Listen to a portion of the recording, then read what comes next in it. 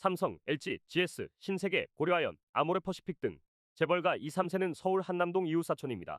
이들은 나인원 한남, 한남더1, 장학파르크 한남 등 호화주택에 삽니다. 하지만 거래량이 드문 이들 주택 시장 가치를 평가하는 것은 쉽지 않습니다. 그만큼 주택에 적정한 세금을 매기기도 어렵습니다. 강민수 국세청장이 이들 호화주택에 칼을 빼들었다고 한국경제가 보도했습니다. 올해 예산 50억 원을 추가 투입해 초고가 주택에 대한 시장 가치를 보다 정확히 산출할 계획이라는 겁니다. 초고가 주택에 대한 과세 강화로 1조 원 이상의 세수 증대 효과를 노린다고 합니다. 한국경제 보도에 따르면 강민수 청장은 지난달 22일 오전 정부 세종청사에서 열린 전국 세무관서장 회의에서 이 같은 계획을 밝혔습니다. 그는 올해부터는 초고가 아파트와 호화단독주택을 비롯한 주거용 주택도 시가에 가까운 금액으로 평가하고 과세할 수 있게 됐다며 1조 원 이상의 세수 증대 효과가 있을 것이라고 내다봤습니다. 초고가 주택의 감정평가를 진행해 실제 가치에 맞게 상속 증여세를 매기기로 했습니다. 통상 이들 주택은 시가로 평가해 상속 증여세를 산출하는 것이 원칙입니다.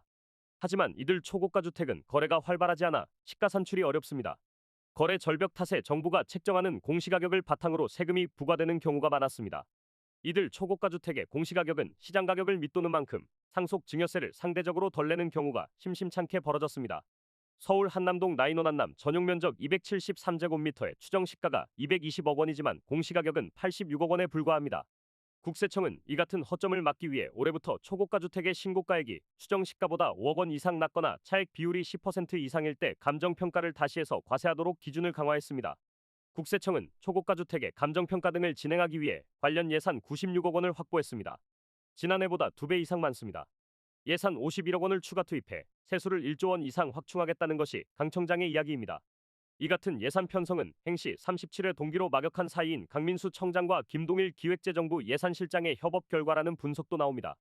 하지만 일각에선 국세청이 정확한 잣대 없이 감정평가 대상 가격을 정할 수 있다는 우려를 내놓고 있습니다. 감정평가가 모든 고가주택 소유주를 대상으로 이뤄지지 않을 수 있는 만큼 조세 형평성에 어긋난다는 불만의 목소리도 나옵니다.